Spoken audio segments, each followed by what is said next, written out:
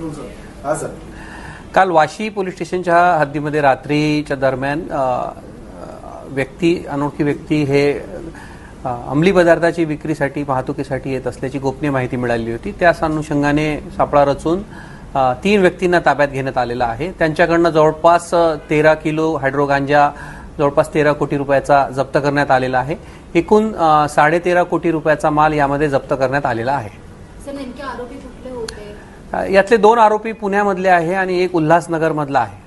त्यांच्यावर आधी गुन्हे दाखल होते का? सध्या आता नुकतंच त्यांना आम्ही ताब्यात घेऊन 2 दिवसाची रिमांड मिळालेली आहे. पुढचा तपास चालू आहे. जसं जसं पुढच्या तपासामध्ये माहिती समोर येईल आपल्याला शेअर करण्यात येईल. वारंवार अशा गोष्टी घडत आहेत, ड्रग्सचे प्रकरण समोर येत आहेत. नवी मुंबई पोलीस ऍक्शन मोडमध्ये आहे. यामध्ये ड्रग्सच्या संदर्भात संपूर्ण राज्य शासनाचीच 0 टॉलरन्स पॉलिसी आहे. त्या अनुषंगाने प्रत्येक पोलीस स्टेशनच्या हद्दीमध्ये अँटी नार्कोटिक स्क्वॉड तयार करण्यात आलेला आहे पूर्ण आयुक्तालयामध्ये आणि त्या अनुषंगाने ह्या सगळ्या कारवाया मोठ्या प्रमाणात करण्यात येत आहे.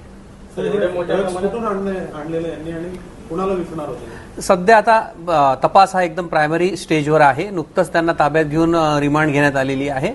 जसा जसा तपास पुढे जाईल आपल्याला ते शेअर करण्यात येईल.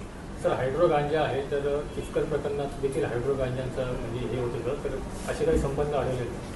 सध्या आता सांगितलं आपल्याला की आता नुकतंच त्यांना ताब्यात घेतलेलं आहे आणि त्यांची पीसी घेण्यात आलेली आहे 2 दिवसाची. जसं जसं पुढे तपासामध्ये माहिती समोर येईल आपल्याला शेअर करण्यात येईल. सध्या तर असं काही लक्षात आलेलं नाहीये. एकूण किती आरोपी? 3 आरोपी आहे सध्या. आरोपी असतील काही शक्यता? पुढील तपासामध्ये जसं निष्पन्न होईल तसं